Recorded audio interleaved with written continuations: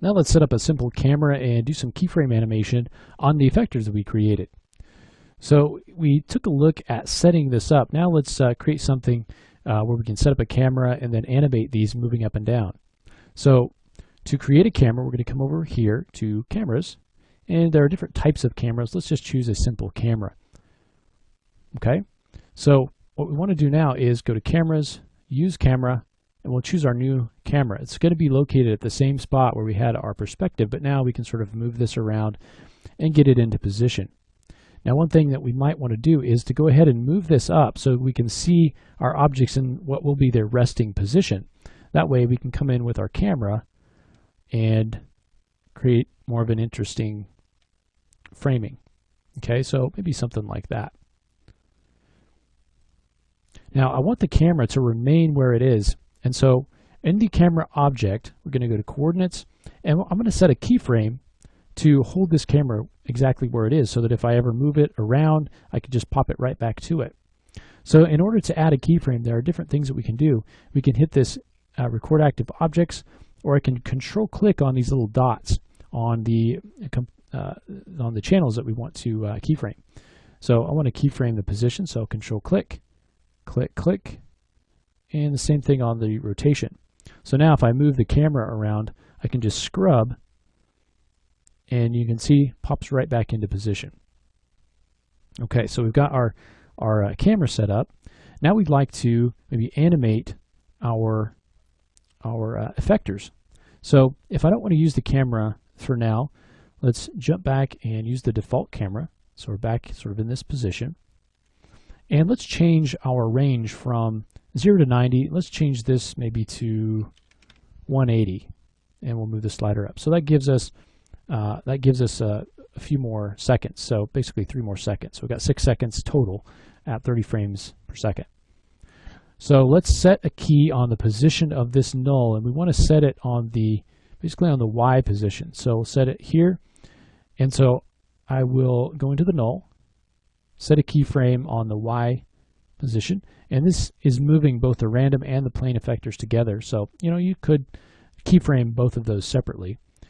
Let's go to 180, frame 180, and let's move it up until they're all in position.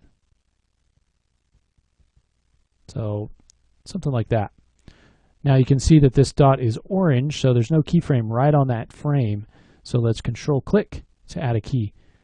And now you can see if I scrub from 0 to 180, you can see that moving up and down. We can go in and now play the animation, and you can see how fast that is. Now, going into our camera, you can see we don't actually see all of that. And so, you could kind of slow that down if you wanted to and say, you know what, at 180, I actually don't want this to go all the way up. And you can do this kind of numerically here. Or you could come in to your other camera. So if we go into our default camera, we could say at 180, I don't really need it to be that far up. We can have it come maybe right about here. That way it'll move a little bit slower. So come in here to camera. Again, play that through. Now we can also come in here and say, you know what, as it comes down, maybe it's not quite as randomized as I'd like.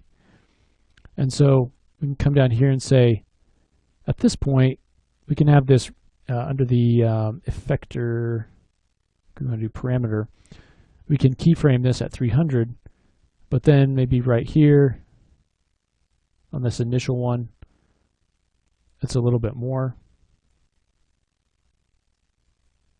Move the keyframe just by clicking and dragging it. So maybe that's a little bit more what we want.